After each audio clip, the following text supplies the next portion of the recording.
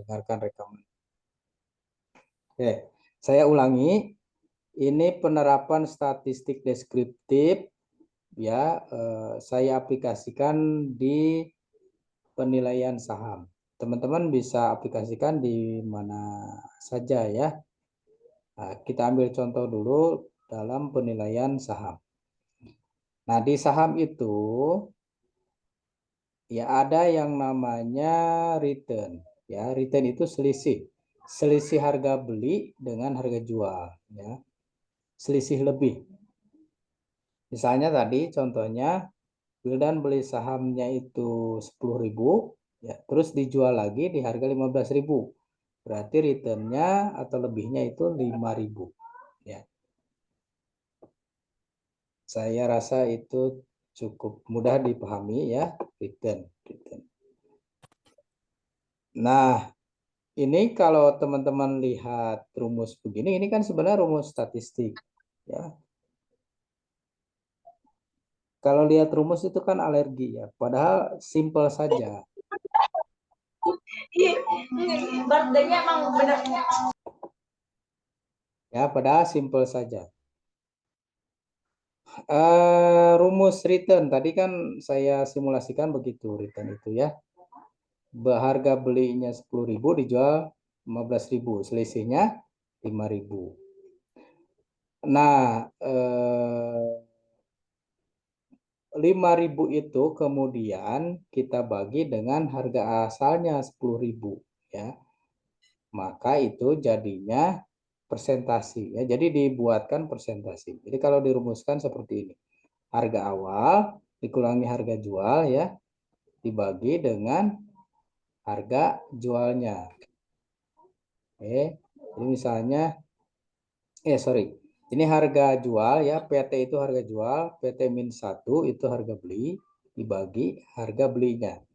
Ini misalnya 15.000, ya harga jualnya, harga belinya 10.000, dibagi lagi dengan 10.000. Jadi 5.000 per 10.000 atau 0,5 ya. Nah, karena matematika statistik jadi dibuat persentasi. Jadi 0,5 atau 50% ya. Jadi labanya 50%. Nah, aplikasinya apa? Aplikasinya itu ada min ya. Pakai rumusnya min. Pakai rumusnya varians ya, simple varian. Pakai rumusnya simple standar deviasi dan simple covarian. Ini ada Agung. Agung itu yang mana ya?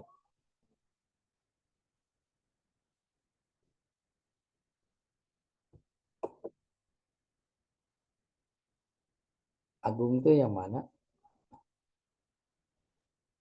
Agung iPhone, Pak. Ya, Agung itu yang mana? Perasaan nggak ada Agung lah. Kan ada Rian, Wildan, Fitra. Oh iya, ada Agung. Kelas kita ada namanya Agung ya. Saya Pak Hanif, Pak. Oh, Hanif. Ya, Hanif ya. Oke, kita lanjut contohnya. Nih gini, teman-teman ya. Ini saham itu kan harganya itu berubah-berubah ya. Kita ambil contoh perubahan harga saham per bulan. Nah, ini per bulan ya. Dari bulan Desember 2016 sampai Desember 2017. Kita ambil contoh harga saham Waskita. Dari 2.560 bulan Januari turun, Februari turun, Maret naik ya. Terus sini naik lagi, naik turun, naik gitu. Kalau saham kan gitu, naik turun, naik turun. Dengan menggunakan rumus ya, kita ambil returnnya.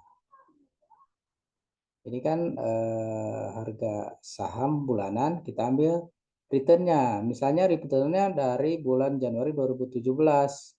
Berapa dari 2016 ke 2017 returnnya itu adalah negatif ya, berarti rugi 0,03. Jadi kalau dimasukkan rumus kan ini harga jualnya 2.480 ya. Ini harga belinya, harga semulanya 2560 dibagi 2560. Hasilnya kan minus ya. Minus 0,32. Bagaimana dengan Februari? Ini juga pasti minus karena turun. Nah, kalau bulan Maret dia pasti positif karena naik. Ini negatif, turun, ini naik. Juni. Terus begitu mengikuti kenaikan penurunan. Maka kalau kita tuliskan ya di Excel, kalau nanti offline kita pakai Excel, seperti ini nih. Desember kan nggak ada returnnya ya karena nggak ada harga awal, jadi 0. Januari minus, Februari minus, Maret positif ya, April minus, Mei minus, Juni positif, negatif lagi negatif, terus positif lagi ke sini. Kalau kita ambil rata-rata ya itu kan di statistik ada min ya rata-rata. Maka rata-ratanya returnnya kita totalin dulu semua. Kita ambil rata-ratanya. Ditotalin kan 0,17. Ya, kita ambil rata-ratanya atau total ini kita bagi 12 ya. Karena kan yang 0 ini nggak dihitung ya. Yang kita hitung itu dari Januari sampai Desember. Ada 12 kan? Berarti 0,17 bagi 12 itu 0,014 ya atau 1,49% rata-rata atau per bulannya ya. Kita ambil rata-rata. Nah, kalau totalnya itu 17,91% itu per tahun. Nah, di sini ada pertanyaan. Coba bandingkan dengan imbal hasil atau dengan bunga bank, tabungan atau deposito. Kalau kita bandingkan bunga bank atau bunga deposito pasti lebih besar saham. Biarpun turun naik, tapi kalau kita ambil rata-rata itu sebenarnya returnnya itu gedean di saham. Gitu ya. Ya kan? Kalau bank kan per tahun hanya 5% kan? Tapi kalau di saham itu bisa nyampe 17%. Kalau per bulannya kan 1,5 kan ini kan 1,49 itu dibulatkan jadi 1,5. Kalau di tabungan kan rata-ratanya 5% bagi 12 kan berarti 0, sekian persen ya. 0,1 persenan atau 0,2 persenan ya, kecil sekali. Biarpun memang saham itu negatif positif ya. Jadi dengan menggunakan statistik min saja teman-teman bisa mendeskripsikan, oh Pak ini rata-ratanya begini Pak, artinya si saham itu secara bunganya itu ternyata lebih besar di saham daripada di tabungan ya. Itu namanya statistik deskriptif. Jadi mendeskripsikan, menggambarkan data, menjelaskan data dengan apa, dengan min rata-rata ya. Terus kan kita ambil lagi contohnya dengan standar deviasi. Standar deviasi itu penyimpangan, berapa persen penyimpangan ya. Variansi juga sama penyimpangannya. Standar deviasi kuadrat kalau variasi ya.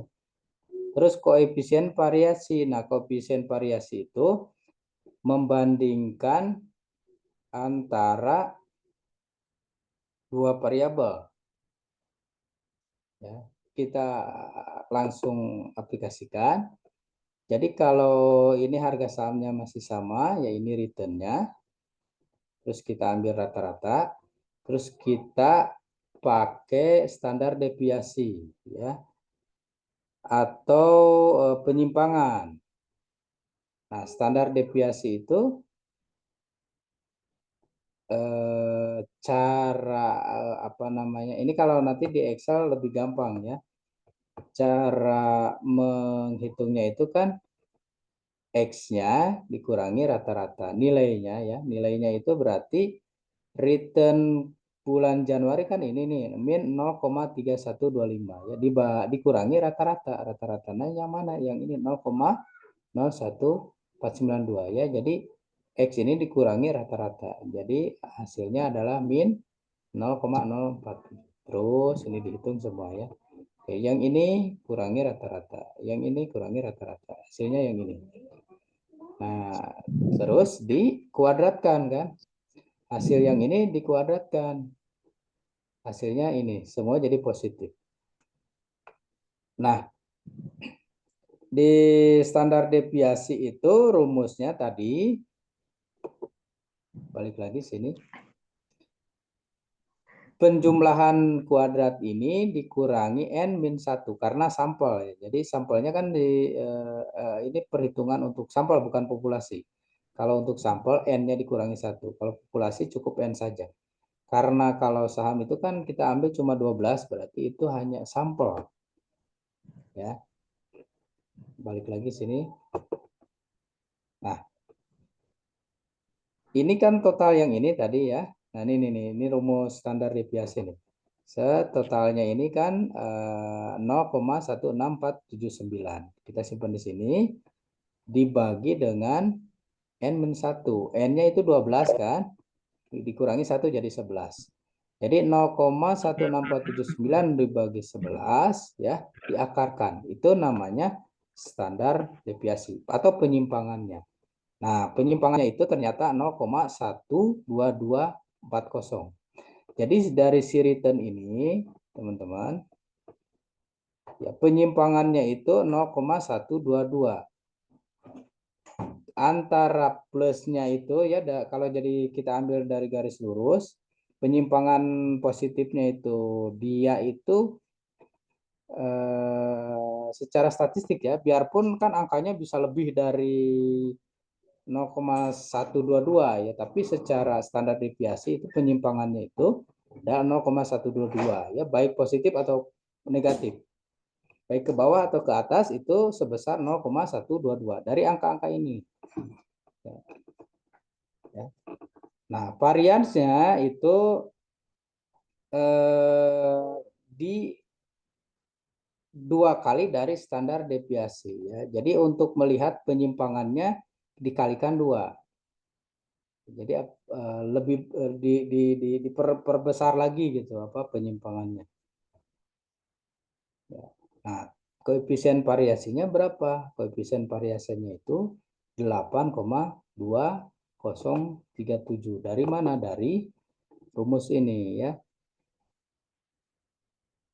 Standar deviasi ya, S itu standar deviasi. Ya, nilai yang ini dibagi dengan rata-rata. Rata-ratanya tadi adalah yang ini nih, rata-rata yang ini nih, 0,1492. Hasilnya 8,20137. Oh, ini langsung soal ya. Ini langsung soal. Nah, jadi sampai sini aja teman-teman penjelasannya. Rata-ratanya segini atau 1,49% berarti kalau kita interpretasikan, oh ternyata lebih besar dari bank ya rata-rata. Karena setahun aja bisa nyampe 17%.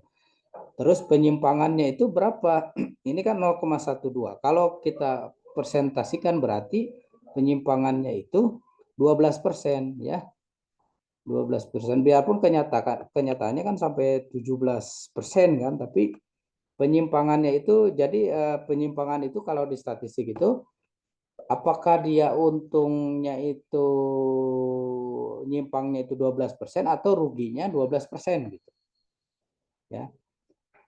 Nah, kalau variansi itu 2 kali lipatnya. Jadi nyimpangnya itu bisa jadi 1,4, hampir sama dengan rata-rata tuh ya. Jadi penyimpangannya itu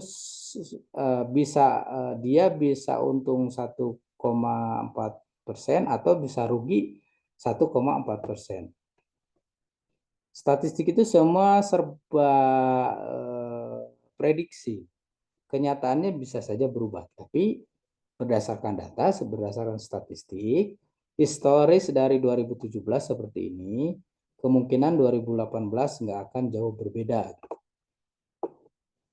Nah, itu namanya deskriptif. Jadi kita menjelaskan gitu, menjelaskan fenomena si angka-angka saham ini ya. Terus koefisien variasinya maksudnya apa? 8,2 ini ya. Artinya koefisien variasinya itu semakin dia apa namanya angkanya kecil, berarti si angka ini semakin bagus. Artinya si penyimpangannya itu nggak akan terlalu melebar ya. Jadi kalau di statistik itu kan dikenal dengan saya pakai apa namanya? Saya close dulu ya, serinya kita kasih gambaran dulu, coret-coret.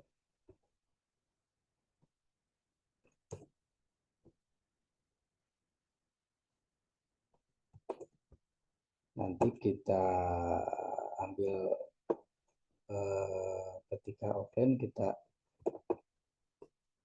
kasih penjelasan tambahan ya, dan nanti kalau ketemu juga kita bahas ITS teman-teman ya.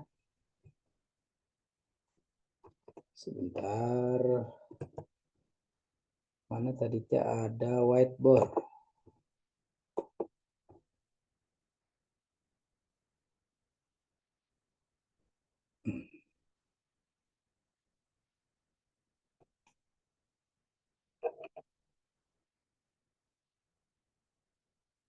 Saya jelaskan sedikit tentang gambaran. Kelihatan nggak whiteboardnya? Kelihatan Ada, nggak? Pak. Kelihatan ya? Ada. Kelihatan, Pak. Kelihatan ya? Ada coret-coretnya gitu ya. Bentar. Jadi, oke, kelihatan. Saya coba buka. Nah, teman-teman, jadi kita anggap grafik ya. Kalau kita tuliskan dengan grafik, kita anggap grafiknya itu begini nih, set ya. Ini si harga saham waskita di sini ya, yang garis ini. Nah, terus si returnnya itu, ini return yang real yang terjadi itu, kalau kita ambil garis itu ya, secara rata-ratanya itu garisnya lurus ya, positif karena dia kan ujungnya positif. Nah, si returnnya itu kan dari bulan Januari, Februari gitu kan berbeda-beda ya. Bulan Januari itu negatif, berarti di sini nih ya.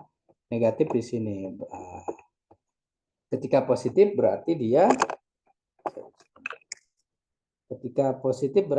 di atas sini kan. Ketika negatif dia di sini. Positif dia naik lagi ke atas gitu ya. Nah, ini yang ketika negatif, Januari Februari kan negatif ya, Maret itu kalau nggak salah positif. Nah, standar deviasi itu penyimpangannya, kita hitung berapa sih penyimpangannya ya. Kan tadi kita ambil rata-rata kan per bulannya itu 1,5% kan. Nah, ternyata kita ambil standar deviasinya itu hampir total selama setahun atau 17% ya. Jadi berapa angkanya, sekitar 17%-an ya. Berarti penyimpangannya itu dia itu bisa positif. Kalau positif berarti penyimpangannya itu dia berada di sini. Nah, kalau dia negatif berarti berada di sini ya. Jadi kita ambil kemungkinan. Jadi kalau kemungkinan positif itu dia 17%-nya ke atas ya, positif. Atau kemungkinan negatif berarti minus 17%. Kalau variansi itu dikuadratkan 2 kali lipatnya ya, atau hampir sama dengan rata-rata bulanan. Nah, kalau rata-rata bulanannya itu, kalau variansinya itu dia di antara apa tadi 1,5-an ya, hampir sama. Jadi bisa positif, bisa negatif. Jadi maksud dari statistik itu memprediksi. Jadi kalau kita hitung dengan angka itu, oh ini kemungkinan dia kalau menghasilkan berarti berada di positif ya bisa 17%, bisa 1,5%. Tapi kalau lagi sialnya negatifnya dia pasti turunnya 1,5 negatif 1,5 atau negatif 17%. Berdasarkan standar deviasi dan variasi ya. Nah, koefisien variasi itu membandingkan dua variabel. Nah, koefisien variasi yang bagus itu yang mendekati angka 1, teman-teman ya. Kalau semakin mendekati angka 1, itu menunjukkan grafik pertumbuhan. Ini kan kalau kita sekarang kita ganti nih. Kita ganti grafiknya itu, ini kan negatif asalnya. Terus jadi kita pertebal ya, maaf. Ini apa nih kuning? Sebentar. Nah, kita kalau ambil sebentar ya. Kita ambil misalnya warna apa ya? Ini nih. Ini kan Januari Februari kan negatif terus naik lagi gitu kan. Nah, turun lagi, naik lagi terus naik. Nah, si grafik ini ya semakin dia fluktuasinya semakin mengecil ya. Kita ambil lagi contoh misalnya begini. Terus si fluktuasinya adalah sebentar lagi ya akan seperti ini ya. Yang ini misalnya fluktuasinya begini. Ya kalau yang ini misalnya dia fluktuasinya agak naik gitu kan, agak besar. Nah, kalau kita hitung koefisien variasinya, yang ini pasti lebih gede. Nah, kalau ini pasti lebih kecil, mendekati angka 1. Artinya apa? Artinya penyimpangannya itu dia lebih stabil ya. Kalau grafik itu naik turunnya itu lebih kecil, stabil. Nah, di ilmu ekonomi yang lebih stabil itu lebih baik. Ya, si harga saham berarti si was kita itu cukup besar tuh ya. Berarti dia cukup berfluktuasi. Kalau untuk investor yang menghindari resiko itu kurang baik ya. Yang paling baik adalah yang koefisien variasinya mendekati angka 1. Ya. Itu teman-teman ya tentang pengaplikasian statistik deskriptif ya. Kita pakai mean, kita pakai standar deviasi, variansi, koefisien variasi. Jadi statistik deskriptif itu alat untuk teman-teman menjelaskan fenomena angka ya. Ini kita ambil contoh saham. Bagaimana dengan misalnya teman-teman berada di perusahaan penjualan produk, divisi penjualan. Nah, bagaimana penjualannya itu naik turunnya? Itu bisa teman-teman ceritakan dengan bantuan statistik deskriptif. Itu penerapannya kalau di bidang ekonomi. Ya. Oke, ini mau berakhir. Ada pertanyaan?